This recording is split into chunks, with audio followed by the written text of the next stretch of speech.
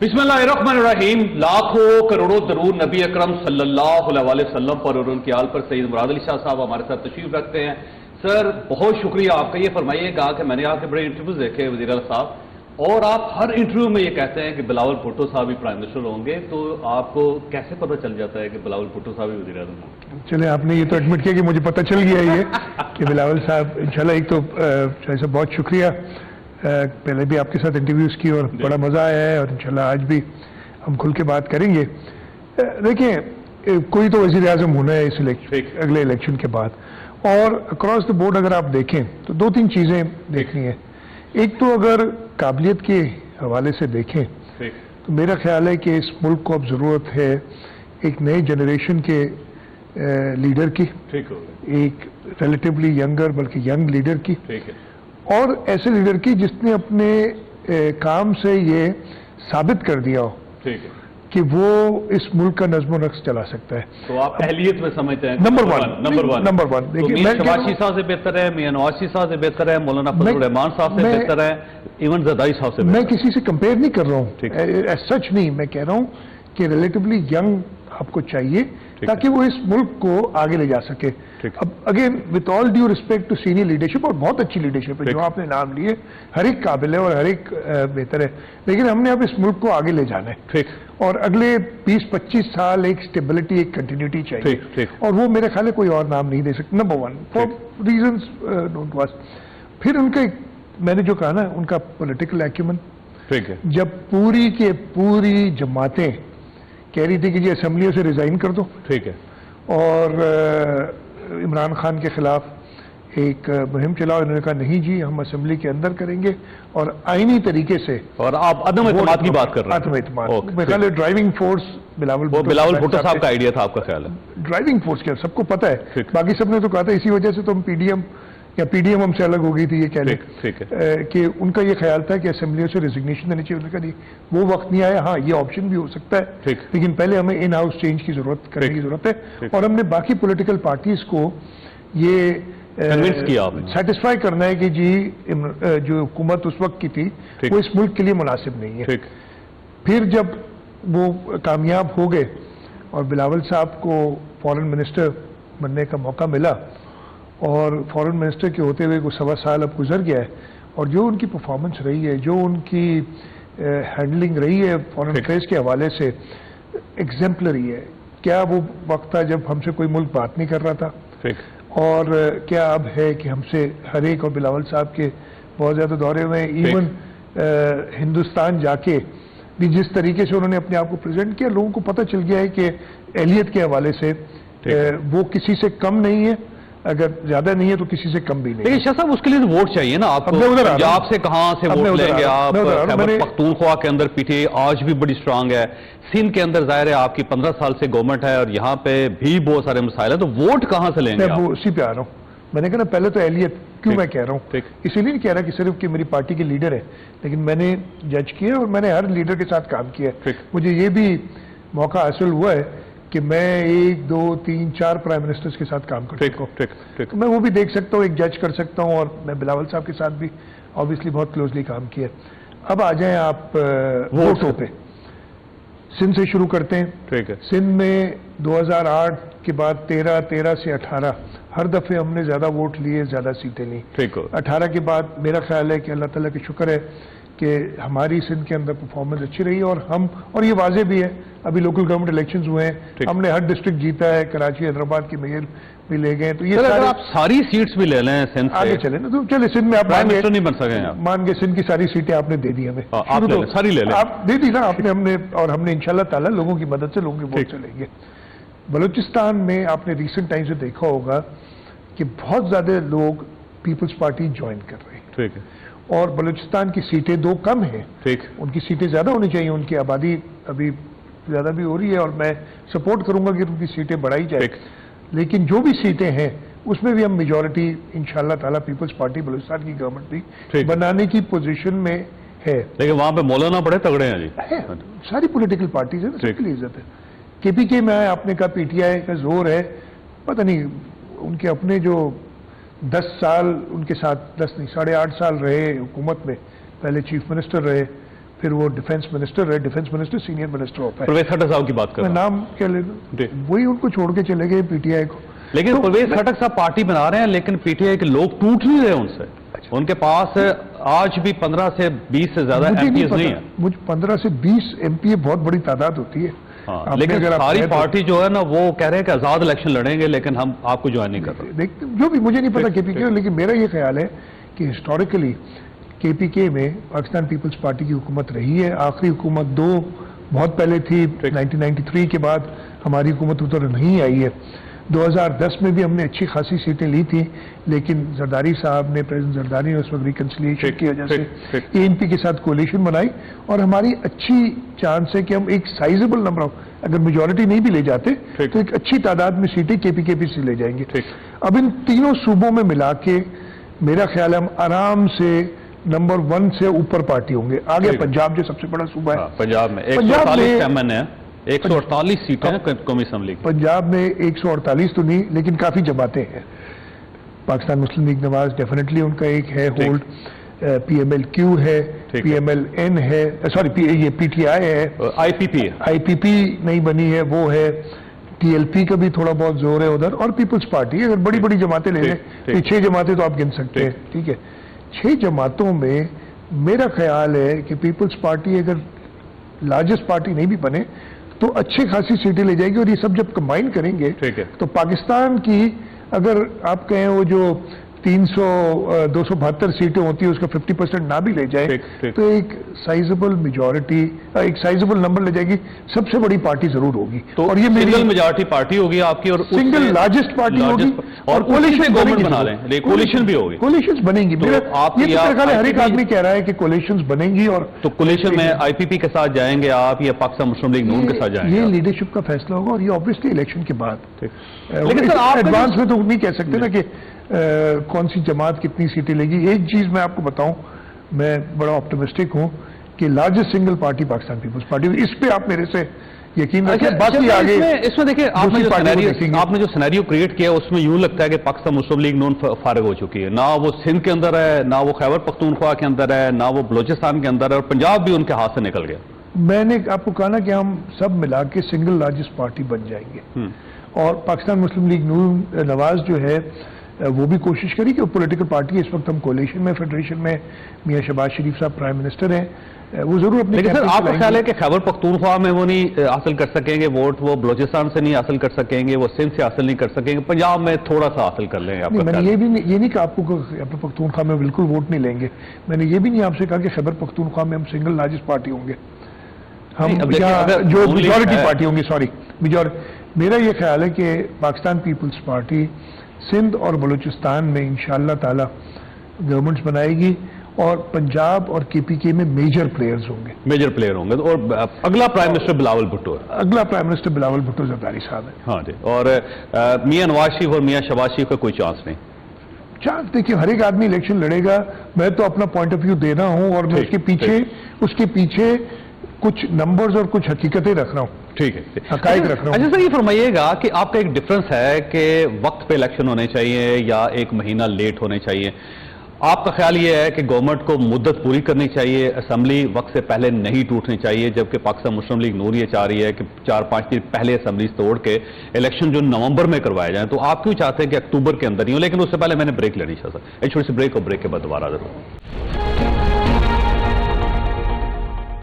Programme में दोबारा खुशामदीद। Sir ये फरमाइएगा कि आप क्यों नहीं चाहते कि इलेक्शन नवंबर में हो, और सारी पार्टीज ये कहती हैं कि नवंबर में हो, इवन मौलाना फजलुर रहमान साहब भी चाह रहे हैं कि नवंबर के अंदर ही हो, लेकिन आप चाहते हैं अक्टूबर में हो। अक्टूबर में क्यों? अच्छा, मैं अपना पॉइंट ऑफ व्यू इसमें देता हूं, और अगेन मैं as chief minister Sindh obviously prerogative मेरा है कि सिंध असेंबली अगर वक्त से पहले 13 अगस्त को तो ऑटोमेटिकली खत्म हो जाएगी, मेरा उसमें कोई रोल नहीं है, खत्म हो जाएगी। लेकिन अगर वक्त से पहले तोड़नी है तो मेरे हुक्मनामे से ही टूटी जाएगी, तोड़ी जाएगी, और डेफिनेटली नोटिफिकेशन आप ही का होगा। जो डेफिनेटली जो लीडरशिप का इसमें होगा फैसला वो मैं उस पर पाबंद हूँ। अच्छा, मैं क्यों कहता हूँ कि टाइम से और 2 महीने से इलेक्शन, में आपको बताता हूँ, यहाँ इवन जल्दी तोड़ी जाए, मेरा पॉइंट ऑफ व्यू थोड़ा सा फर्क है बाकी लोगों से। अगेन फैसला ये लीडरशिप और इलेक्शन कमीशन ने करना है, इलेक्शन की डेट तो उन्होंने देनी है ना बाद में। देखिए, आइन के अंदर ये 2 अलग अलग मियादें दी हुई हैं कि अगर टाइम पे खत्म होती है तो 2 महीने में इलेक्शन हो, 2 महीने 60 दिनों में पहले खत्म हो जाती है तो किसी वजह से तो 90 दिनों में। अच्छा, वो पहले ये इसलिए दी है कि अगर अचानक टूट जाती है असेंबली, यानी 2 साल बाद, 2.5 साल बाद, 4 साल बाद असेंबली चीफ मिनिस्टर या प्राइम मिनिस्टर तोड़ते हैं। अच्छा, उसमें भी मैं आपको बताऊं, मेरा हमेशा पॉइंट ऑफ व्यू रहा है कि प्रोरोगेटिव तो डेफिनेटली है चीफ मिनिस्टर या प्राइम मिनिस्टर का, लेकिन उसके पीछे कुछ होनी चाहिए वजूहात। ऐसे नहीं है, मैं अक्सर जगह कहता हूँ कि जी सुबह मेरा दफ्तर जाने का मूड नहीं, मैंने कहा क्या करूँ, दफ्तर में मीटिंग भी है, कैबिनेट बुलाई हुई है, नहीं गया तो मसला हो जाएगा, चलो ये असेंबली तोड़ देता हूँ, नहीं जाता आज दफ्तर। ऐसा नहीं हो सकता ना, किसी के विम्स पे, किसी को खुश करने के लिए आप असेंबलियां तोड़ते, they have to be valid reasons. तो अगर 1-2 दिन पहले या 3 दिन पहले, 4 दिन पहले तोड़ेगी तो उसके वैलिड रीजंस यही होंगे कि ये बाकी असेंबलियां टूट रही हैं और एक कंबाइंड पूरे मुल्क के पॉलिटिकल फोर्सेस का फैसला हुआ है, तो उस हिसाब से। लेकिन अगर मिड टर्म कहीं, जैसे मैंने कहा 2, 2.5, 3 साल बाद इलेक्शन असेंबली तोड़नी पड़ती है, अगर चीफ मिनिस्टर समझता है कि उससे हुकूमत नहीं चल रही है और किसी और के पास वो अददी मेजॉरिटी नहीं है, या जो है मतलब मेन रीजन यही है, तभी वो तोड़ सकता है, तोड़ता है। तो ये अचानक बात हो जाती है और इलेक्शन कमीशन तैयार नहीं होती है इलेक्शन के लिए, तो इसलिए आइन में उसको 3 महीने दिए गए कि वो तैयारी कर ले। लेकिन इस वक्त तो सबको पता है कि अगस्त में अगस्त में असेंबलियां टूटेंगी और 2 महीने में इलेक्शन होंगे। तो अगर 2-4 दिन पहले भी टूट जाती हैं तो इलेक्शन कमीशन तैयार होना चाहिए उन्हें अक्टूबर में इलेक्शन कराने के लिए। मेरा अपना पॉइंट ऑफ व्यू है कि इस मुल्क की भी जरूरत है कि जितना जल्दी इलेक्टेड रिप्रेजेंटेटिव जो भी हों, जो भी जिसको भी इस मुल्क के लोग वोट करें, वो इलेक्टेड रिप्रेजेंटेटिव्स अगर ऑफिस में होंगे तो मुल्क को जो परेशानी है, खासतौर पे आपने देखा, तो आप भी चाहते हैं कि इलेक्शन अक्टूबर में होने चाहिए और पर्सनल ये ख्याल है असेंबलियों को मुद्दत पूरी करनी चाहिए, अगर 1-2 दिन पहले भी टूट जाती है तो इलेक्शन कमीशन अक्टूबर में करा सकता है, अक्टूबर में करवा सकता है। और अगर आपको इजाजत दी जाए या आपका मशवरा माना जाए तो आप ये कहेंगे नहीं, मुद्दत पूरी होनी चाहिए गवर्नमेंट की, 13 अगस्त तक गवर्नमेंट को चलना चाहिए, उससे पहले नहीं टूट। 2018 में भी ये हुआ था, बिल्कुल पूरे टाइम तक चली थी। मेरा ख्याल है वो चल जाए तो इसमें मुजायका नहीं, क्यों 1-8 दिन पहले तोड़ी जाए, अगर 2 महीने में इलेक्शंस हो सकते हैं और इलेक्शन कमीशन तैयार है। और अगर इलेक्शन कमीशन कहते हैं कि हमें 3 महीने चाहिए, जिसका कोई वजूहत होनी नहीं चाहिए, तो फिर सोचा जा सकता है। और अगर इलेक्शन कमीशन कहता है जी नवंबर में, दिसंबर में, जनवरी में, फरवरी में थोड़ा सा लंबा कर लें, तो आप कहेंगे कि नहीं, ये नहीं मुमकिन? वो तो बिल्कुल नहीं। देखिए, आइन के दायरे के अंदर रहते हुए, ठीक है, आइन में एक मौजूद है फ्लेक्सिबिलिटी कि 1-8 दिन पहले तोड़ के आप 3 महीने में करा लें, वो भी नवंबर की डेट बनती है, इसलिए कि 1 अगस्त 13 को वैसे खत्म होनी है, तो अगर 10 अगस्त को लेट से, मैं कुछ नहीं पता, अभी कोई फैसला नहीं हुआ इसके बारे में, 2-3 दिन पहले हो जाती है, तो वही 15 नवंबर से पहले यानी बल्कि 13 नवंबर से पहले इलेक्शन होनी पड़ेंगी, इसलिए कि वो 90 दिन। बिल्कुल सही, बिल्कुल सही। तो इलेक्शन टाइम पे होने चाहिए। पंजाब वाली तारीख है, खैबर पख्तूनख्वा वाली तारीख नहीं दोहरानी चाहिए जिसके अंदर उन्होंने इतना लंबा खींच लिया उन्होंने केयरटेकर उसके अंदर देखिए ना, आप इशू और कंपेयर नहीं कर सकते आप दोनों चीजों को। उस वक्त इलेक्शन कमीशन और जो लोगों का ख्याल था वो ये था कि ये मुल्क जो है इस चीज को अफोर्ड नहीं कर सकता कि मल्टीपल इलेक्शंस हो। अच्छा, खास तौर पे ये कि सूबा पंजाब जो सबसे बड़ा सूबा है उसमें इलेक्शन हो जाए, पीपल्स पार्टी या PMLN या PTI या ABC कोई जमात जीत जाए और वो हुकूमत में रहे, और फिर जनरल इलेक्शंस हो रही हैं, तो आइन में इसकी गुंजाइश है। लेकिन हमारी जो हालात हैं मुल्क के, वो अब इतनी मिच्योर डेमोक्रेसी हुई नहीं है हमारी कि ये हो सके। बाकी मुमालिक में ऐसा होता रहता है, हम वाहिद मुल्क है मेरा ख्याल है, या कुछ बहुत ही कम होंगे जो केयरटेकर सेटअप्स लाते हैं। बाकी मुल्कों में तो हुकूमत चलती रहती है। इंडिया हमारे सामने मिसाल है। हाँ जी, मैं कह रहा हूँ ना, हुकूमतें चलती रहती हैं, तो उधर फर्क ये है कि जो उनका एडमिनिस्ट्रेशन है या इलेक्शन कमीशन है जो कंडक्ट इलेक्शन कराती है, वो इतनी पावरफुल या स्ट्रांग है कि उसको हुकूमतें गवर्नमेंट से जो पावर्स होती हैं वो इलेक्शन कमीशन के पास चले जाती हैं और वो सेरेमोनियल से रह जाते हैं, चीफ मिनिस्टर भी रह जाता है, प्राइम मिनिस्टर भी रह जाता है वहां पे, लेकिन वो ज़ाहिर पाकिस्तान इधर मुख्तलिफ मुल्क है। आई डोंट थिंक सेरेमोनियल रहता है। मैं अगेन इख्तियारात इलेक्शंस के अंदर वो इंटरफियर या कुछ नहीं कर सकते, लेकिन वो अपना सूबे का एडमिनिस्ट्रेशन या मुल्क का एडमिनिस्ट्रेशन वैसे ही चलाते हैं आखिरी दिन तक। ठीक हो। अच्छा ये फरमाइएगा सीएम साहब कि अब केयर टेकर चीफ मिनिस्टर आपने फैसला करना है यहाँ पे, और यहाँ पे अपोजिशन लीडर ही नहीं है, तो आप केयर टेकर चीफ मिनिस्टर का फैसला कैसे करें? नहीं, अपोजिशन लीडर है तो है नहीं, कहाँ है वो मुझे नहीं पता। वो खुद नहीं, वो कराची के अंदर है यहाँ बैठे हुए, लेकिन आपने गिरफ्तार नहीं कर सके आप। अच्छा मुझे नहीं पता है, आप अगर आपको पता है सर वो यही के अंदर है, यही है। आपको पुलिस से पूछें अपनी, या पुलिस को भी इत्तला नहीं है, मुझे नहीं पता। ब्रांच से पूछें आप, स्पेशल ब्रांच से आप कहते हैं, मैं आज दोबारा बुला के पूछ लूंगा, मुझे नहीं पता है वो इधर है या कहीं बाहर है, इसलिए कि मैं वो एक क्रिमिनल केसेस में वांटेड है। ठीक है। और मैं पुलिस को नहीं कहता कि जी चाहे वो लीडर ऑफ द ऑपोजिशन हो या कोई और हो कि उसके पीछे पड़े, तो मुझे नहीं पता कि वो क्यों नहीं, मैं तो उन्हें कहूंगा, बल्कि स्पीकर सिंध असेंबली ने कुछ दिनों पहले मैंने उनको सुना था, जो खुद अंडर अरेस्ट है, अंडर अरेस्ट, और जो खुद अरेस्ट में होते हुए भी अपनी जो ऑब्लिगेशंस है वो पूरी करते हैं, जो उनको जो काम दिया हुआ है। तो मैं तो यही रिक्वेस्ट करूंगा कि लीडर ऑफ द ऑपोजिशन भी ये केसेस होते रहते हैं, ठीक है, वो आए अपना जिम्मेदारी संभालें। आप गिरफ्तार कर लेंगे ना सर उन्हें जब वो आएंगे, या तो आप उन्हें, या उन्हें यकीन दिलाएं कि वो गिरफ्तार नहीं होंगे आज सामने? मैं नहीं करूंगा ना, मैं गिरफ्तार करने का यकीन दिला सकता हूं। पुलिस गिरफ्तार करेगी ना। मैं अगर वो वांटेड होंगे किसी केस में तो गिरफ्तार होंगे। तो वांटेड तो है वो, तो गिरफ्तार होंगे। तो फिर वो सामने क्यों आए? फिर तो गिरफ्तार हो जाएंगे। ऐसा देखिए, मैंने तो आपको बताया सिंध असेंबली का स्पीकर गिरफ्तार है इस वक्त, लेकिन वो अपना काम कर रहा है। ठीक है, ठीक है। जरदारी साहब गिरफ्तार हुए थे, खुर्शीद शाह साहब कितना अरसा गिरफ्तार रहे, लेकिन उनके पास पावर नहीं ना सर। जरदारी साहब तो ज़ाहिर पार्टी तक हैं, और खुर्शीद शाह साहब भी ज़ाहिर अपोजिशन में थे, तो ऐसा तो नहीं हो सकता कि सिराज दुरानी साहब की तरह जो है वो स्पीकर भी रहे और गिरफ्तार भी रहे और मामलात भी चलाते रहे। वो तो आए, उनको देखें, स्पीकर साहब ने उन्हें एश्योरेंस दी है कि उनके प्रोडक्शन ऑर्डर्स भी, अगर वो गिरफ्तार होते हैं, प्रोडक्शन ऑर्डर्स भी जारी होंगे, उनको अपना काम, और एक बार पहले भी हो चुका है। ठीक है। हलीम आदिल शेख साहब एक बार पहले एक बाई इलेक्शन में लॉ एंड ऑर्डर हाथ में लेने की वजह से गिरफ्तार हुए थे।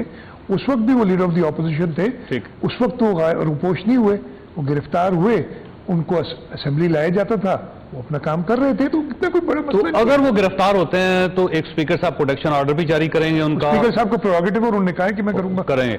और दूसरा ये है कि अगर वो जेल चले भी जाते हैं तो आप उनके साथ कंसल्ट करते रहेंगे। मैं कह रहा हूँ वो जेल जाए या ना जाए, ठीक है, जो टाइम वक्त आएगा उस पर कंसल्टेशन के लिए मैं जरूर उनसे रिक्वेस्ट करूंगा। और अगर वो नहीं सामने आते तो किसी खुफिया मुकाम से अगर आप से साथ कंसल्ट करना चाहते हैं तब भी कर लेंगे।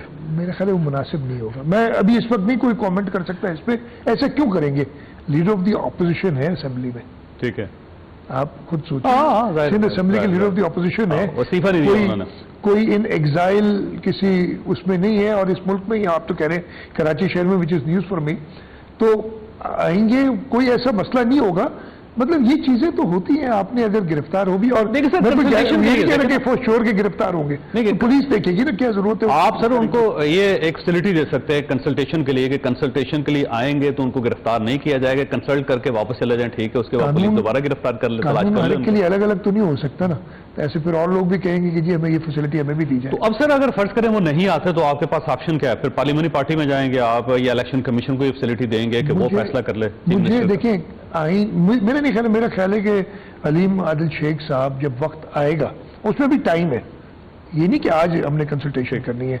आइन के अंदर लिखा है कि असेंबली डिसॉल्व होने के 3 दिन के अंदर, वो डिसॉल्व होने के 3 दिन बाद, ठीक है, यानी अगर 13 को जैसे हमारी असेंबली डिसॉल्व होनी है 12 की रात को, ठीक है, 13, 14, 15 अगस्त, ठीक है, ये 3 दिन है कंसल्टेशन के लिए, ठीक है, अगर टाइम पे होती है।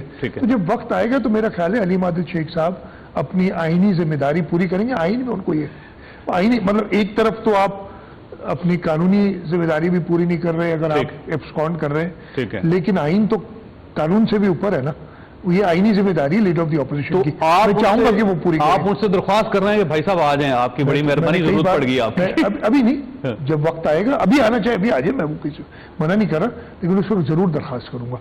ठीक होगा, एक छोटी सी ब्रेक लेनी है, ब्रेक के बाद दोबारा आ जाओ।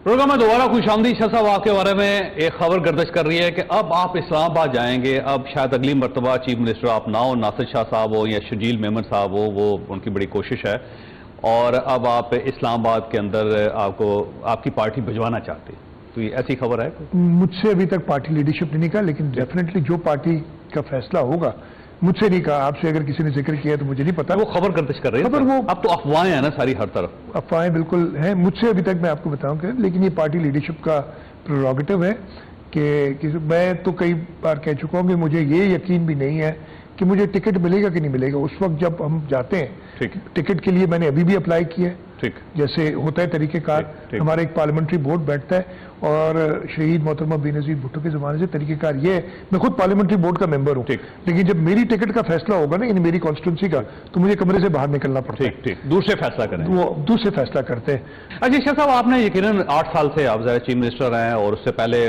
2008 से आप पॉलिटिक्स के अंदर, एक्टिव पॉलिटिक्स के अंदर हैं, तो ये फरमाइएगा, काम तो आपने बहुत ज्यादा किए होंगे डेफिनेटली, जो आप जब कहा जाएगा कि बताएं तो आपकी एक लंबी फहरिस्त होगी, लेकिन वो काम जो आप 8 साल में नहीं कर सके, वो भी तो होंगे ना कोई काम। बहुत कुछ है। देखिए, ये तो कभी भी आदमी क्लेम नहीं कर सकता कि उसने सब कुछ कर दिया है और आगे किसी चीज की जरूरत नहीं है। एक तो मैं आपको बताऊं, खासतौर पर अगर मैं इजाजत दें तो आधे 1 मिनट के लिए, जो पिछले 5 साल गुजरे ना, उसके बारे में थोड़ा सा आपको बता दूं। ठीक। पिछले 5 साल बड़े अजीब व गरीब गुजरे इस मुल्क की हिस्ट्री में। पहले 3.5 पौने 4 साल इमरान खान साहब प्राइम मिनिस्टर, पीटीआई की हुकूमत थी, और मैं वाहिद, यानी सिंध वाहिद सूबा था जो कि पीटीआई के पास नहीं था। नहीं तो बाकी तीनों सूबों में उनकी हुकूमतें डायरेक्ट या इनडायरेक्ट तरीके से थी, और उन्होंने वो उसको बिल्कुल उसका इजहार किया और जो प्रैक्टिकली करके दिखाया।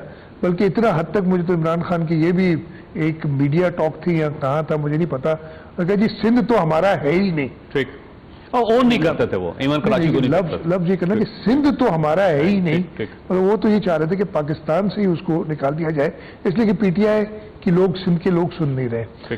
वो बड़ा मुश्किल वक्त था।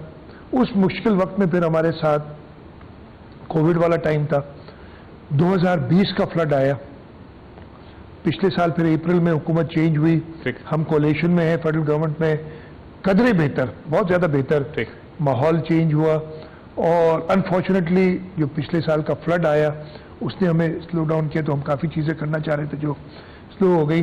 किया बहुत कुछ है, लेकिन बहुत कुछ रह गया। मैं, अगर आप मुझसे कहेंगे जो 2-3 मोटी चीजें जो मैं खुद सेटिस्फाइड नहीं हूं, एजुकेशन के अंदर हमने नए टीचर्स की भर्ती की है, कुछ 60,000 के करीब हमने मेरिट पे, प्योर मेरिट पे टीचर्स रिक्रूट किए, जो कि अनफॉर्चुनेटली काफी अरसे से नहीं कर सक रहे थे। उसमें भी कई वजूहत हैं, फ्लड आ गए, सब कुछ रुक गया, इलेक्शन होती है, तालीम की बड़ी बुरी सूरत हाल है सर। खैर, मैं आपको एडमिट कर रहा हूँ, रात की बहुत बुरी सूरत हाल है, मैं आपकी वही एडमिट कर रहा हूँ कि हमने वो पैराफर्नालिया बना लिया। टीचर्स सबसे पहले, उस्तादों की जरूरत है, उस्ताद नहीं है तो आप बिल्डिंग कितनी भी अच्छी बना लें, कोई मयार बेहतर नहीं होगा। उधर हमने काम करना है कि वो हमारी प्राइमरी एजुकेशन और leading on to higher education बेहतर हो। हेल्थ के अंदर भी जो प्राइमरी हेल्थ केयर सिस्टम है उसमें बहुत बेहतरी की जरूरत है। हम टर्शरी केयर, सेकेंडरी और टर्शरी हेल्थ केयर में हमने बहुत अच्छे काम किए हैं। सिंध सूबा माना जाता है अपने हेल्थ की फैसिलिटीज की वजह से, और हम बहुत उसका क्रेडिट भी लेते हैं पॉलिटिकली, और एक सवाब का काम भी है जो अल्लाह ताला की करम से हम कर रहे हैं।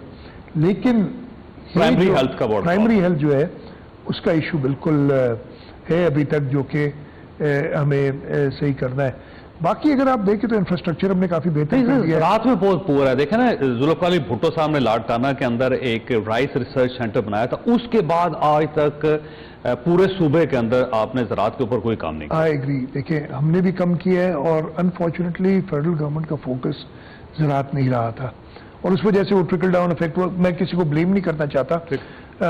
इस वक्त अगर आपने देखा हो कि एक फेडरल गवर्नमेंट की तरफ से फोकस ज़राअत पे हुआ है।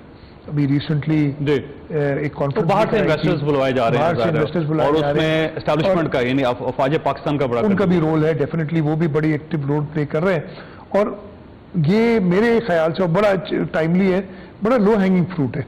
ज़राअत हम ज़राअत जानते हैं, हमें किसी को सिखाने की जरूरत नहीं है, हमें सिर्फ चैनलाइज करने और फैसिलिटेट करने की जरूरत है अपने फार्मर्स को। तो आप अगेन ज़राअत के अंदर जो है इरिगेशन में जो हमने काफ़ी काम किया है, लेकिन इरिगेशन वही ज़राअत से ताल्लुक है, पानी की कमी आगे और होती रहेगी, तो ज़्यादा एफिशिएंट पानी का इस्तेमाल और लाइनिंग ताकि लॉसेस वगैरह बढ़ाए जाए, उस पर भी हमने काम करना है जो हमने। लेकिन काफी किया है कि कराची आपका सबसे बड़ा शहर है पाकिस्तान का भी, और इसमें कोई सूबे का भी इसमें कोई शक नहीं, लेकिन इकोनॉमिस्ट की रिपोर्ट के मुताबिक दुनिया के जो 5 बदतरीन शहर हैं उसमें कराची 5वें नंबर पर आता है, याद रखिए।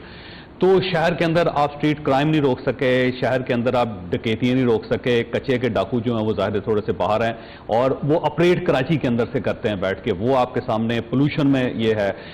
पानी की ज़रूरत जो कराची के अंदर है वो आज तक पूरी नहीं हो सकी। तो आपकी इतनी एफर्ट के बावजूद कराची अगर 5वां दुनिया का बदतरीन शहर है तो क्या कहा जाएगा फिर? अच्छा, एक तो जो रिपोर्ट है इकोनॉमिक इंटेलिजेंस यूनिट की, आपकी नज़र से गुजरी, आपने अगर पढ़ी हो, मैं उनको मेरा इरादा है, मैंने मुर्तज़ा वहाब साहब जो अभी मेयर हैं हमारे, उनसे कहा भी है कि हम लिखेंगे इकोनॉमिक इंटेलिजेंस यूनिट, क्योंकि हम उनकी बहुत ही एहतरामन कि उनकी एनालिसिस से एग्री नहीं करते, और उसकी मैं वजह बताता हूँ। उन्होंने 5 क्राइटेरिया रखे, वो अगर रिपोर्ट पूरी देखें, और फॉर एग्जाम्पल एजुकेशन जो हम सब जानते हैं कि बड़ा ज़रूरी है, उसकी वेटेज रखी है 10%। ठीक, और वो 10% में जो एजुकेशन में जो उन्हें हमें नंबर दिए यानी कराची को, वो 75 नंबर दिए। ठीक, और 75 नंबर जो बॉटम 10, इसलिए कि बीच के नंबर ही नहीं पता, उन सबसे ज्यादा है। ठीक है, 20% उन्होंने रखे हैं हेल्थ पे। ठीक है, हेल्थ पे उन्होंने हमें 55 या 56 दिए। लेकिन सर ये पूरी दुनिया में है ना सर? नहीं, ये सिर्फ कराची को तो अलग नहीं किया ना उन्होंने। मैं कह रहा हूँ क्राइटेरिया पूरी दुनिया के लिए सर ये, लेकिन वही कह रहा हूँ क्राइटेरिया मुनासिब नहीं है कि लिवेबल सिटी के लिए आप दें। आपने कि और जिन फैक्टर्स को बहुत ज्यादा रखा है वो मैं आपको बताता हूँ ना। ठीक, 25% उन्होंने लिखा है इन्वायरमेंट, और उसमें जो 4-5 सब क्राइटेरियाज है। एक क्राइटेरिया है कि जी 25% मैं बता रहा हूँ कि टेम्परेचर एंड ह्यूमिडिटी। ठीक है, जो आपके ट्रैवलर्स आते हैं उनकी कंफर्ट इन्वायरमेंट के अंदर टेम्परेचर, इस पे। लेकिन सर ये क्राइटेरिया सबके लिए है, ये देखें मेरे सामने पड़ी हुई रिपोर्ट सारी की सारी, इसमें सिर्फ ये नहीं है कि सिर्फ कराची के लिए उन्होंने रखा हो, पूरी दुनिया के लिए रखा हो। मैं कह रहा हूँ इस क्राइटेरिया तो दुनिया के किसी और मुल्क को कोई एतराज नहीं, ना अल जज़ायर को है, ना पता नहीं है उसमें क्या एतराज है, मुझे तो नहीं पता। आपने इतना त्रिपोली है उसको नहीं है, फिर ट्राबलस जो है उसको नहीं है, दमिश्क को नहीं है, वो जो शहर हैं बाकी 4 जो हमारे हमसे पत्थर है उन्होंने एक्सेप्ट कर लिया इसको। आई डोंट नो उन्होंने एक्सेप्ट किया कि नहीं किया, मुझे नहीं पता इसका, आपकी फिल्म। लेकिन मैं आपको फिर बता रहा हूँ कि जो उनका क्राइटेरिया है, अच्छा एक क्राइटेरिया जिसमें 25% है वो है लॉ एंड ऑर्डर के हवाले से। अच्छा, लॉ एंड ऑर्डर की अगर आप सब कैटेगरीज देखेंगे ना, पेटी क्राइम है, मैं एडमिट करता हूँ कराची में प्रॉब्लम है। उसके बाद उन्होंने रखा है जी मिलिट्री इंटरवेंशन का खतरा। ठीक है जी। फिर उन्होंने रखा है टेररिज्म कराची, अल्लाह ताला के शुक्र है कि बहुत बेहतर है पहले से। और अच्छा, क्राइम के अंदर अगर आप आए तो एक और एजेंसी है जो स्पेसिफिकली क्राइम को मॉनिटर करती है, और वो क्राइम इंडेक्स शहरों का बनाती है। उसमें कराची 95 नंबर पे, मोस्ट डेंजरस सिटी जो नंबर है 95, और न्यू दिल्ली, आपकी San Francisco, Oakland, Washington DC वो हमसे ज्यादा खतरनाक है। तो इकोनॉमिक इंटेलिजेंस यूनिट, मेरा नहीं ख्याल है कि वो एक्सपर्टीज उनके पास है, तो उन्होंने हमें, मेरा ख्याल है, गलत रैंक किया, और हम इसी वजह से उनको लिखेंगे। हैविंग सेड दैट, तो आप सू कर दें, बड़ा आसान है आपके लिए। नहीं, सू नहीं करेंगे, सू करने का क्या, हम जरूर उनको लिखेंगे कि वो इसको रिव्यू करें जो क्राइटेरिया उनका है। तो सर स्ट्रीट क्राइम का क्या जवाब देंगे? स्ट्रीट क्राइम है, डकैतीज है पूरी कराची के अंदर, आप देख लें सर उसका। हैविंग सेड दैट, मैं ये नहीं कह रहा हूँ कि कराची की सूरत-ए-हाल कोई बहुत अच्छी है, लेकिन इतनी खराब नहीं जितनी वो कह रहे हैं। और हमें इस वक्त कराची के अंदर डेफिनेटली जो स्ट्रीट क्राइम या पेटी क्राइम है, इसका बहुत बड़ा प्रॉब्लम है, और उस पर कंट्रोल नहीं पा सके। जो हमारी फेलियर्स या फेलियर्स कहेंगे तो एकदम हेडलाइन बन जाएगी आपकी, लेकिन वो भले लेकिन हमारी बिल्कुल उसमें और काम करने की जरूरत है। लेकिन कराची वो शहर है जहाँ पे आपके कोर कमांडर के ऊपर भी हमला हुआ है। ठीक है जी, आपके दहशतगर्दी के इंसिडेंट्स ऐसे होते हैं कि दिन on a daily basis double digit में मर्डर्स हुआ करते थे। उन सब चीज़ों से ही निकल आया है। कराची आज से 10 साल पहले 6th most dangerous city in the world था। अब मैंने आपको बताया कि वो 100वें नंबर से ऊपर जा चुका है। तो हमने बेहतरी बहुत ली है स्ट्रीट क्राइम का प्रॉब्लम इधर, और हमें लॉ एंड ऑर्डर की 3 मेजर प्रॉब्लम्स है, आपने जिक्र किया कराची के अंदर स्ट्रीट क्राइम का, दूसरा हमारे कच्चे के इलाकों में। अगेन उसमें मैं इस तरीके से कहता हूं, अगेन नॉट सेटिस्फाइड, लेकिन बेहतरी आएगी 2008 में जब पीपल्स पार्टी की गवर्नमेंट आई थी। 2007 तक मुझे लाड़काना से, और मैंने पहले भी शायद आपसे जिक्र किया, और लाड़काना से गड़ी खुदाबख्श जाने के लिए पुलिस कॉन्वॉय और मिलिट्री कॉन्वॉय में जाना पड़ता है, कच्चे के इलाके में। ठीक। अब तो कच्चे में वो कुछ एरियाज पर still not happy with it, should not be like this, लेकिन बेहतरी आई और हम उसको करेंगे। तीसरा जो हमारा एरिया जिस पे हमें काम करना है वो है ड्रग्स। ठीक, वो भी बहुत ज्यादा इन्फिल्ट्रेट कर गया है शहरों में और हमारे देहातों में भी, और इन तीनों पे स्पेशल फोकस हमारा है। अब इसमें कुछ हमें रुकावटें आती हैं, फॉर एग्जांपल पुलिस को हमने और बेहतर इक्विप करने के लिए फेडरल गवर्नमेंट से और फिर वो मिनिस्ट्री ऑफ इंटीरियर उनसे परमिशंस मांगी हुई है कि हमें हायर ग्रेड वेपन दिया जाए या लेने की इजाजत दी जाए। वो अभी हमें नहीं मिली। हमें कुछ जो इंटेलिजेंस की कुछ इक्विपमेंट है वो चाहिए, वो इजाजत अगेन एक नेशनल लेवल पे लेनी है, वो हमें नहीं मिली। ये चीजें जो हमारी रह गई हैं। ड्रग्स के अंदर हमें बड़ा प्रॉब्लम ये होता है, ड्रग्स इधर बनती नहीं है, दे कम अक्रॉस द बॉर्डर। तो ये सारा वो क्यों, और हमारे शहरों में, और ये पंजाब में भी होगा इशू और बाकी जगह पे भी होगा, लेकिन हम सबने इसको कैरी करने। और पेटी क्राइम के अंदर हमारी अपनी थोड़ी सी कोताही समझ लें कि जो सेफ सिटी वाला प्रोजेक्ट है वो बहुत हद तक डिले हुआ है, लेकिन अब उसको तेजी से कर रहे हैं ताकि उसको कंट्रोल कर सकें। सर मैं ब्रेक लेनी है, लेकिन शाह साहब आपके पास सवाल छोड़ के जा रहा हूं कि अगर आपको अगली मरतबा चीफ मिनिस्टर बनाया जाता है, आपकी पार्टी आपको दोबारा मौका देती है, बल्कि तीसरी बार मौका देती है, तो क्या ये तीनों चीजें जो हैं ये अगले 5 साल के अंदर बिल्कुल जीरो होंगी? कोई स्ट्रीट क्राइम नहीं होगा, कच्चे के इलाके में जो डाकू खत्म हो जाएंगे, मंशियात कराची के अंदर या सिंध के अंदर खत्म हो जाएंगी या नहीं होगी? छोटी सी ब्रेक, और ब्रेक के बाद दोबारा हाजिर होते हैं।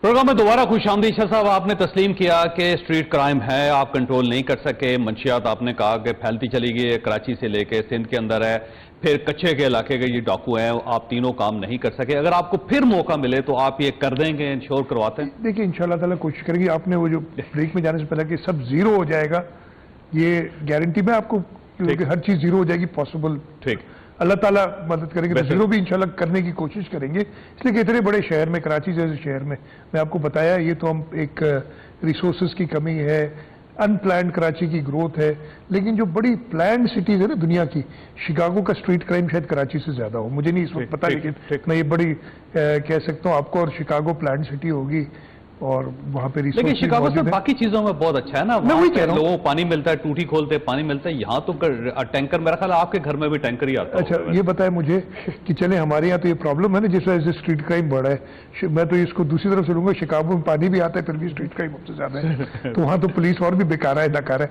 खैर उसके, लेकिन मैं ये कह रहा हूं कि इन तीनों एरियाज में मैंने खुद आपसे कहा कि हमने काम शुरू किया कराची के अंदर। सेफ सिटी का काम जो है काफी आगे बढ़ गया और उसमें डिले जरूर हुई है, इसलिए कि मैं खुद पर्सनली खुश नहीं था जिस तरीके से वो प्रेजेंट किया जा रहा था। वो अच्छा खासा महंगा प्रोजेक्ट है और इतने ज्यादा पैसे खर्च करने से पहले मैं सेटिस्फाई होना चाहता था, लेकिन अब वो काफी आगे बढ़ गया।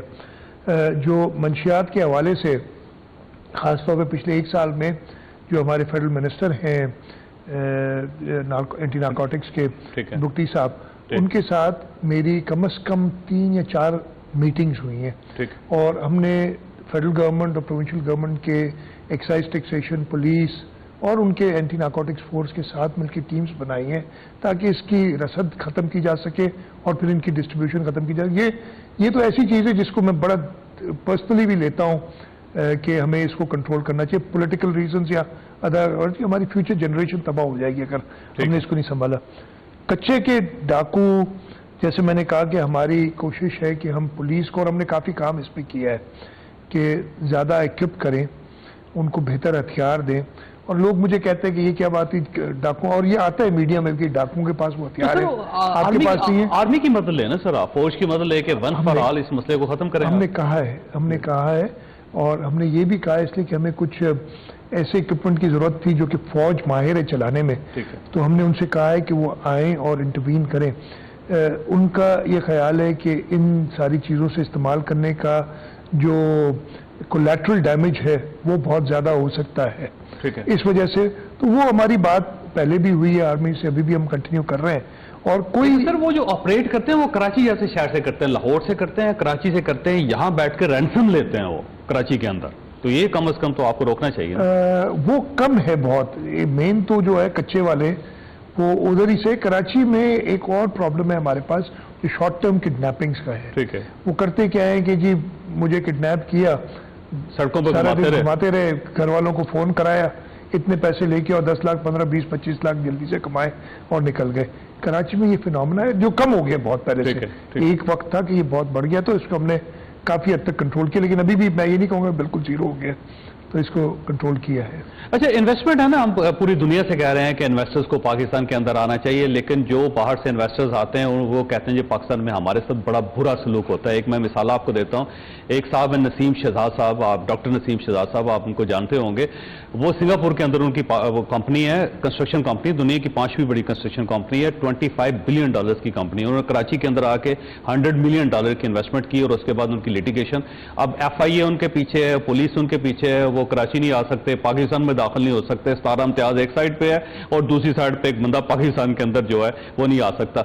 इन्वेस्टर्स के लिए आपने अपने आप को फ्रेंडली क्यों नहीं बनाया? मैं अब ये बहुत, मेरे ख्याल है आपके प्रोग्राम का टाइम खत्म होगा, मैं दूसरा प्रोग्राम शुरू करना पड़ेगा इस पर बात करें। मैं पहले भी आपसे ये जिक्र कर चुका हूँ, हमारे कवानीन इन्वेस्टर फ्रेंडली नहीं है, खास तौर पे। और मैं कहूँगा जो नैब ने जो हालत की थी लोगों की, उसके बाद तो मुझे यही समझ नहीं आती कि लोग इन्वेस्ट, एक वक्त ऐसा भी आ गया था करते। अब हालात जरूर इंशाल्लाह उम्मीद है कि बेहतर होंगे, इसलिए कि एक फेडरल गवर्नमेंट की इनिशिएटिव है और उन्होंने इन्वेस्टमेंट फैसिलिटेशन काउंसिल जो बनाई, जिसको प्राइम मिनिस्टर साहब हेड करते, मैं भी उसका मेंबर हूँ, और उसका पूरा उन्होंने ऑर्गेनाइजेशन बनाई हुई है, उससे फर्क पड़ेगा। हमने सिंध हुकूमत ने पूरे पाकिस्तान में, लेकिन मेरे ख्याल सिंध में अगेन इसमें आगे ज्यादा काम किया था। ईज ऑफ डूइंग बिजनेस का एक क्राइटेरिया है और वो वर्ल्ड बैंक के साथ मिलके हमने उस पर काम किया था, और वर्ल्ड बैंक ने बाकी सूबों में भी किया था, लेकिन चूंकि कराची सेंटर प्लेस है और उसकी वेटेज सिर्फ कराची की 67% है, ठीक, तो काफ़ी चीज़ें हमने बेहतरी की तरफ लाए थे। लेकिन अभी भी आपको जो आप कह रहे हैं बिल्कुल लैंड टाइटल्स के इश्यूज हैं, ठीक है, जिसकी वजह से जो इन्वेस्टर आते हैं वो कहते हैं मुझे पता ही नहीं, मुझे जो चीज़ दी जा रही है वो मुराद अली शाह की है भी कि नहीं, ठीक, और मुझे तो वो बेच के चला गया, मैंने पैसे भी दे दिए, पता चला कल जावेद चौधरी साहब आगे खड़े हो गए कि जी मेरी है या वाइस वर्सा, ठीक है जी। तो ये हमें इश्यूज हैं। फिर हमारे कवानीन जो फॉरेन एक्सचेंज के हैं, इन सारी मीटिंग्स में भी प्राइम मिनिस्टर साहब के साथ मीटिंग हुई थी, और अभी 20 तारीख को मेरे ख्याल सेमिनार भी है बड़ा इस्लामाबाद में IT के ऊपर। तो IT वालों की जो सबसे बड़ी कंसर्न थी वो थी फॉरेन एक्सचेंज। हाँ, वो पैसे बाहर से कैसे लेके आने, यहाँ से कैसे वापस कैसे भेजने, क्या हिस्सा रखें। मतलब हम पेनी वाइज पाउंड फुलिश हो जाते हैं कि जी किसी को $1 भी ले जाने की इजाजत नहीं, तो बाहर ये पता नहीं क्यों 1000 लेके आए पहले वो प्रॉफिट बना के थोड़ा ले जा रहे तो उसको बंद कर देते हैं। वो जाहिर उससे बाद पेमेंट्स भी तो करनी है। वो तो है, तो ये चीजें हमने बेहतर करनी है इंशाल्लाह ताला। ये कुछ चीजें मैं आपको बिल्कुल से अगर सही हो गई तो मेरी आपसे रिक्वेस्ट है कि डॉक्टर नसीम शहजाद साहब जो है ना, आप उनसे मिलें, आप उनको फोन करें, आप उनसे मिलें, और अगर उनका इशू जेन्युइन है तो सॉल्व करें, नहीं जेन्युइन तो उनको सजा दें। लेकिन वो इस तरह अगर रहेंगे ना तो बाहर प्रोपेगेंडा पाकिस्तान के बहुत ज्यादा खिलाफ होते हैं। वो कहते हैं जी मेरे अदालतें मेरे खिलाफ हो गई हैं, FIA मेरे खिलाफ होगी, पुलिस मेरे खिलाफ होगी, मैं यहाँ कराची उतरूंगा तो मैं गिरफ्तार कर ले जाऊंगा, मैं किस सजाब में पड़ गया। मैं चेक कराता हूँ बिल्कुल, मैं देखा, मैं अगर कोई रोल प्ले कर सकता तो डिफरेंट। हाँ, वो छोटी छोटी चीजें होती हैं, मुझे पूरी नहीं पता इनके केस। वो मेरा ख्याल है उनकी होगा, किसी न किसी के साथ पड़ा होगा, कोई इशू होगा, तो मेरा ख्याल है वो जब गवर्नमेंट इसके अंदर इन्वॉल्व होती है ना, फिर जाके मामला सेटल होता है ताकि बाहर से इन्वेस्टर्स आए पाकिस्तान। मैं एग्री करता हूँ बिल्कुल कि हमें इन्वेस्टर्स को फैसिलिटेट करना चाहिए, और खासतौर पर जो हमारे एक्सपैट पाकिस्तानीज हैं वो अगर वापस पाकिस्तान में इन्वेस्ट करना चाहते हैं और आना चाहते हैं तो उनको पूरी फैसिलिटी देनी चाहिए। उनके लिए एक पॉलिसी बनानी चाहिए आपको कि बाहर से अगर आए, कोई पाकिस्तानी है और वो बाहर से पाकिस्तान के अंदर इन्वेस्ट करना चाहता है, तो उसके लिए तो बड़ा फ्रेंडली होना चाहिए हमारा माहौल। शाह साहब, आपका बहुत बहुत शुक्रिया, और एज ए चीफ मिनिस्टर इस दौर में आपके साथ हमारा आखिरी इंटरव्यू है। मुझे उम्मीद है कि हम जो अगला इंटरव्यू करेंगे तो आप तीसरी मरतबा चीफ मिनिस्टर होंगे, और आपने लोगों से वादा किया कि कम से कम कुछ चीजें तो बेहतर कर लेंगे आप, और कम से कम पानी तो कराची के लोगों को दे देंगे आप। बहुत शुक्रिया। नहीं, पानी के ऊपर भी आपने सवाल नहीं किया, लेकिन हमारी जो स्कीम्स हैं 2 K4 की भी और हब डैम से जो हम पानी एडिशनल ला रहे हैं तकरीबन तैयार। एक डिसैलिनेशन का हम करना चाह रहे थे। अगेन एक one of the things that we could not do, उसमें यह आएगा कि हमने एक डिसैलिनेशन, इसलिए उसके बगैर कराची के पानी के इश्यूज रिजॉल्व नहीं होंगे। वैसे आपके घर कंटेनर आता है या पानी टूटी में आता है? मेरे चीफ मिनिस्टर हाउस में और मेरा जो अपना प्राइवेट घर है उस दोनों में पानी की लाइन भी आती है, लेकिन सप्लीमेंट टैंकर से करना पड़ता है। मैं देखता हूँ टैंकर से करना पड़ता है आपको, और उसके पैसे देने पड़ते हैं आपको? पैसे देने पड़ते कितने पैसे देते हैं आप? पैसे टैंकर्स तकरीबन 8-10 हज़ार रुपए का टैंकर हो गया मेरे ख्याल में। तो इससे आप अंदाजा लगाएंगे जब चीफ मिनिस्टर के साथ ये हो रहा है, गवर्नर के साथ ये हो रहा है, आईजी साहब के साथ ये हो रहा है, कोर कमांडर साहब के घर में यही होता है, तो आम आदमी का क्या बनता होगा शाह साहब? इश्यूज बिल्कुल है पानी के। मैं आपसे इसमें 100% एग्री भी करता हूँ, लेकिन ये भी कहता हूँ कि इन्वेस्टमेंट इधर बहुत ज़्यादा चाहिए। आपका जो K4 का प्रोजेक्ट है, और इसमें थोड़े से अभी हमने किया क्या है, वाटर बोर्ड को रिस्ट्रक्चर किया है हमने। वाटर बोर्ड के अंदर प्राइवेट सेक्टर के लोग ले आए। जब तक वो अपनी सस्टेनेबिलिटी नहीं बनाएंगे, एक पानी के इट कॉस्ट मनी, तो वो अगर रिकवरीज नहीं कर सकेंगे तो यही मसला कंटिन्यूसली होता रहेगा। और वो जैसे हमने कहा, हमने वर्ल्ड बैंक के साथ मिलके एक प्रोजेक्ट किया है KWSSIP के नाम से, और उसमें उनकी एक रिक्वायरमेंट यही थी कि आप वाटर बोर्ड की मैनेजमेंट को प्राइवेट सेक्टर के लोगों को लाएं, टेक्निकल लोगों को लाएं, जो कि इसको बेहतर कर सकें, और हम उस पर काम कर रहे हैं। शाह साहब, आपका बहुत बहुत शुक्रिया। ख्वाजा साहब, आपने गुफ्तगू सुनी, फैसला आपने खुद करना है। अल्लाह ताला आप और आपके अहले खाना को हर किस्म की मुसीबत से महफूज रखे। अल्लाह हाफिज।